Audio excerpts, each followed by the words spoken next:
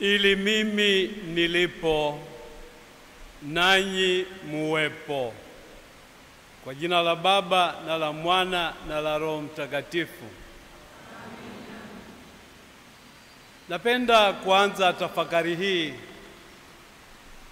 kwa kuweka sawa mambo mawili. Kwanza kabisa, katika misa ya wafu kwa kawaida huvaliwa mavazi ya zambarau. Leo sisi tumevaa mavazi meupe ya misa. Lakini pia katika misa ya marehemu hatuimbi utukufu. Leo sisi tumeimba utukufu. Kulikoni? Napenda kualika mtambue kwamba kilichotukusanya hapa ni kuadhimisha fumbo la Pasaka, yaani fumbo la mateso, kifo na ufufuko wa Bwana wetu Yesu Kristo. Hilo ndilo fumbo linalokuwa mhimili wa imani yetu, na ndilo fumbo linalofanya uwepo wa kanisa. Bila mateso, bila kifo, bila ufufuko, hakuna kanisa. Na wote wale wanaopenda kujiita Wakristo lakini hawaliamini fumbo la mateso, kifo na ufufuko wa Kristo, hao wanajidanganya wenyewe. Na tunapoadhimisha misa hii ambayo lengo lake ni kumwombea hayati Askofu Mkuu Novatus Rugambwa, basi tunaongozwa na kutafakarishwa neno la Mungu. Katika somo la kwanza lililochukuliwa kutoka sura ya 15 ya waraka wa kwanza wa Paulo mtume kwa Wakorinto, tunafundishwa na kutafakarishwa juu ya ufufuko wa Kristo. Sisi tunaamini kwamba Kristo aliyeteswa, Kristo aliyekufa, amefufuka, ni mshindi na mtukufu.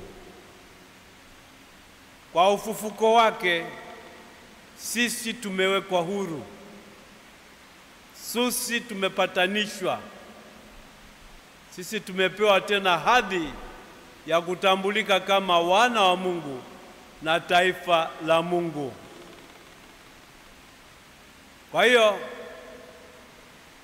tujue kwamba huyu tunayemsindikiza alishirikishwa fumbo la mateso, kifo na ufufuko wa Kristo. Siku ya ubatizo wake alikitwa katika fumbo hilo, akafanywa kuwa mwana wa Mungu, akafanywa kuwa ndugu yake Kristo, akafanywa kuwa hekalu au makao ya Roho Mtakatifu. Kwa ubatizo wake alifanywa kuwa kiumbe kipya, na kiumbe ambaye amepewa hadhi ya kutazamia kurithi, kushinda pamoja na Kristo.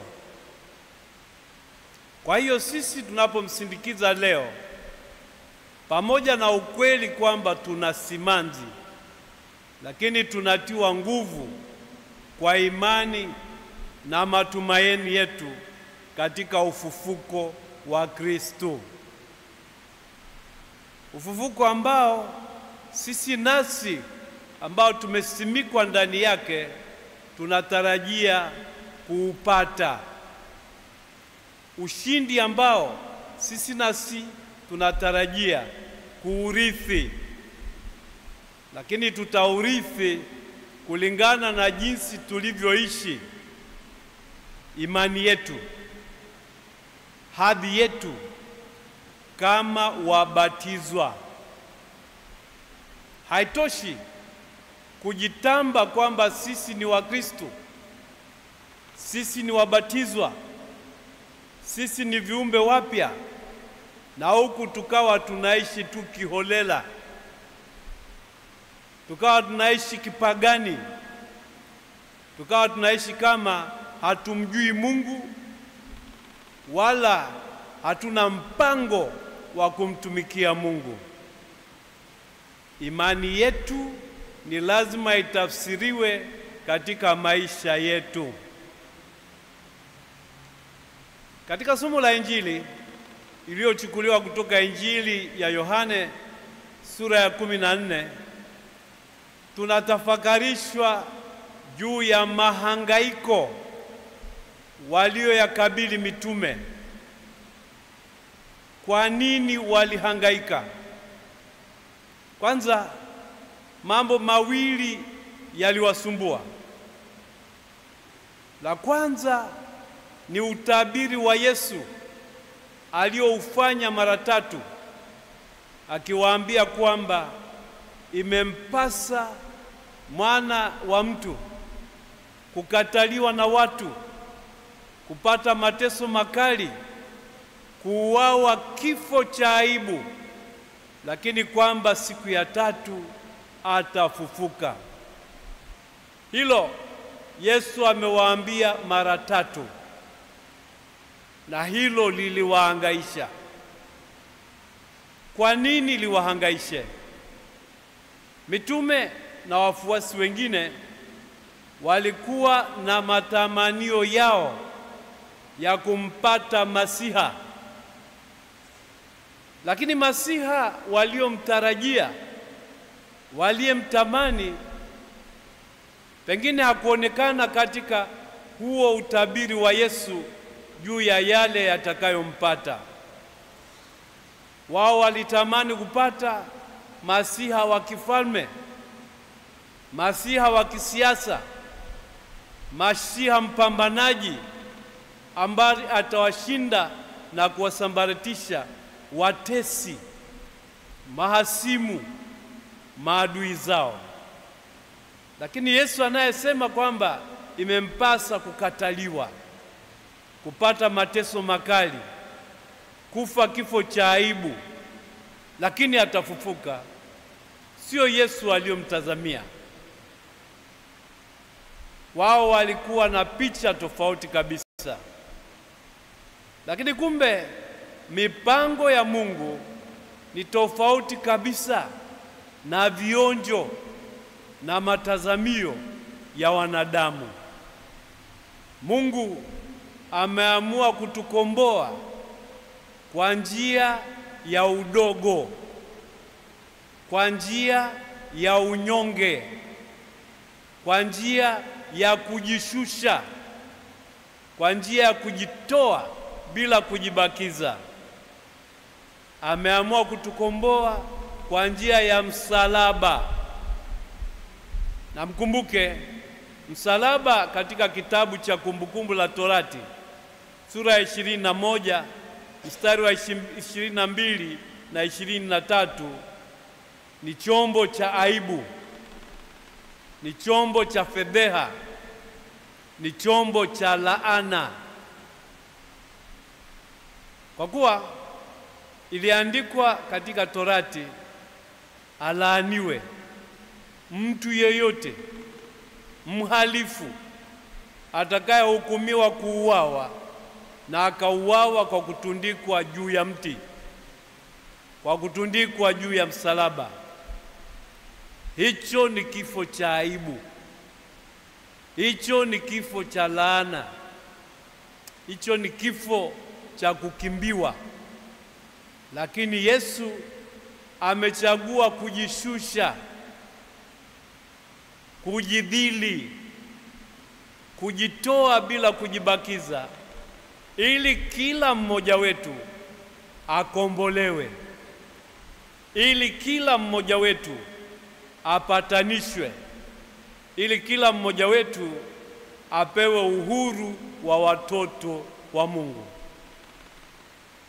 Ndugu zangu, nawalika kwamba sisi tunaoadhimisha msiba huu wa Askofu Mkuu Novatus Rugambwa tuhimizwe na imani yetu. Tusijiruhusu kugubikwa na huzuni iliyopitiliza. Imani yetu itutie nguvu. Imani yetu na tumaini letu katika Kristo litufariji na kutupa matumaini.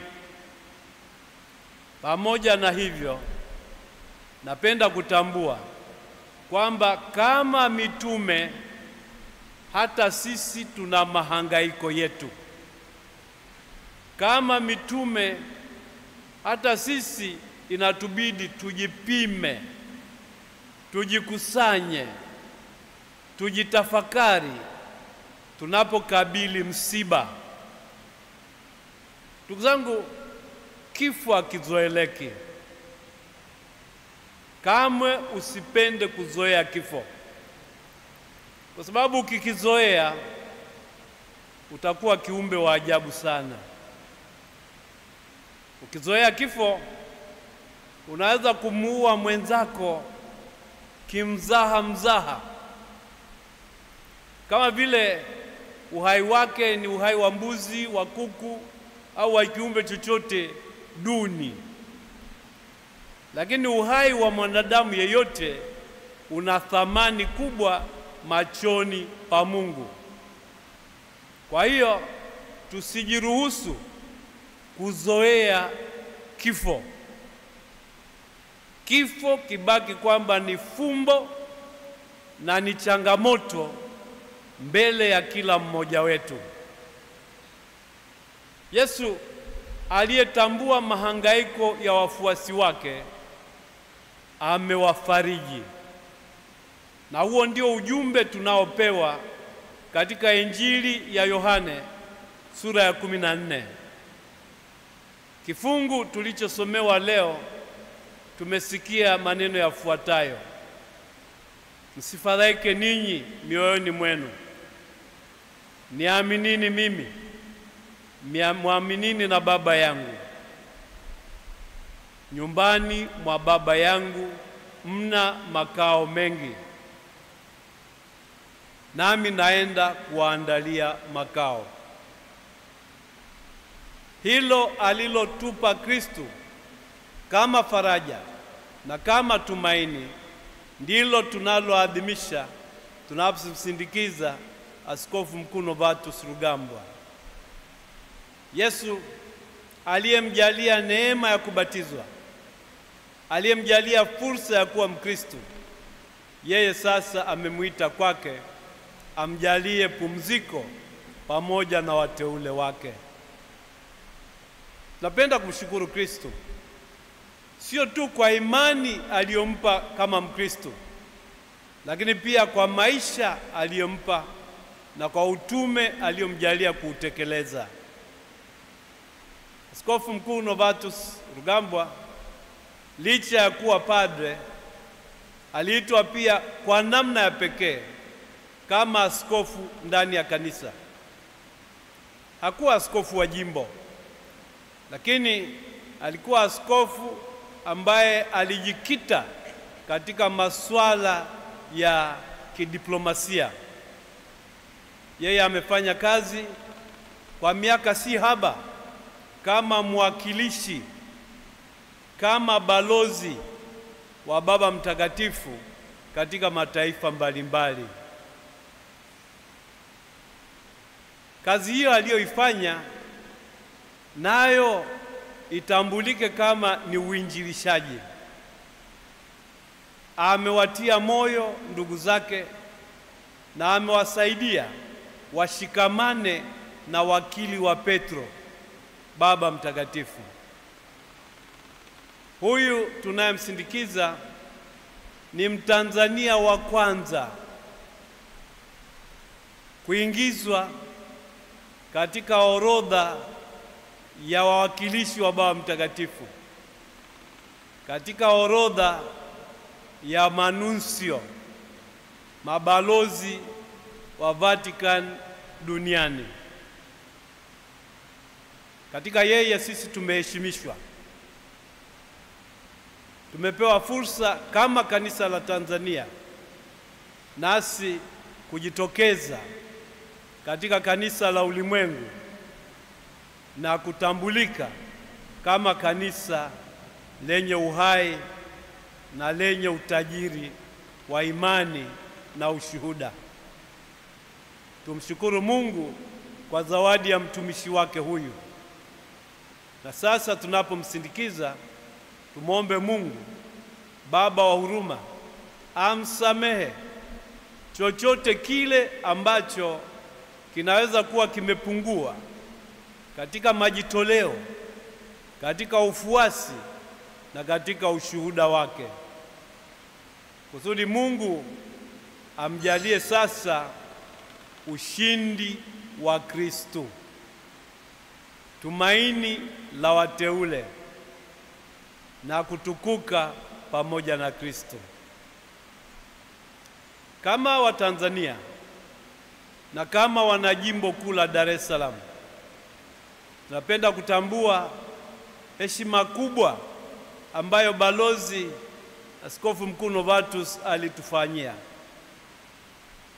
Aliwatafuta na kuwaleta Tanzania masista wa Mama Maria, masista wanaopatikana hasa kutoka Korea na Ujapani. Hili ni shirika linalohudumia maskini na wahitaji wakubwa.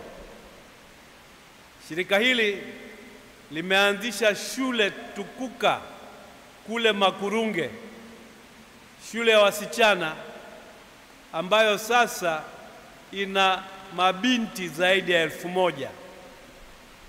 Mabinti hao kutoka mikoa yote ya Tanzania wanasomeshwa bure, wanalishwa bure, wanalelewa bila kutozwa ada, na hilo halibagui kwamba huyu binti ni wa kabila hili au lile. Wanawapokea ili mradi waweze kufundishika, kuleleka. Wanawapokea ili mradi wawe wanatoka katika familia masikini. Na hilo nilisisitize, kwa sababu kuna watu wengine ambao wana fedha za kutupa, lakini wao nao wanataka kujaribu watoto wao wakasome Makurunge. Hiyo ni kufuru. Huko ni kuiba, na huko ni kujikita mahali ambapo sio staha ya matajiri. Inapopatikana fursa kwa ajili ya maskini wa mwisho, tuienzi na tuwaachie maskini waweze kufaidi fursa hiyo. Hilo ndilo linalofanyika kule Makurunge. Wale mabinti wanapata elimu ya fani mbalimbali, wanafundishwa masomo ya darasani, lakini pia wanafundishwa kujitegemea. Mungu amtunze mtumishi wake huyu aliyewaleta hao masista wakajenga hiyo shule kule Makurunge, na siku si nyingi zilizopita wamejenga Boys Town kule Dodoma, pia kwa ajili ya wavulana kutoka familia masikini kutoka Tanzania nzima. Mungu amjalie pumziko la milele. Raha milele umpe Bwana, astarehe kwa amani.